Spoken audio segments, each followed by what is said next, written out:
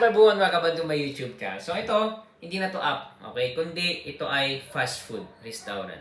Sino ang nagsimula, okay, ng McDo, okay? So ang nagsimula lang dito is si Ray Kroc, okay? So bakit sinabing McDonald's expansion?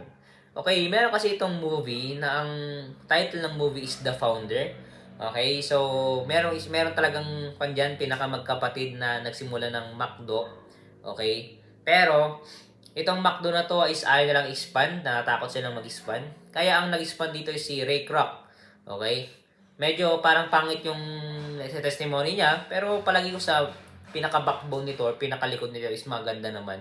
Kasi hindi natin matitikman yung McDonald dito sa Pilipinas kung hindi ginawa yun ni Ray Kroc. Okay? Make sense? Okay? Kaya, ang ko natin dito, ang lesson learned naman ko natin is yung systemization beats talent. Okay?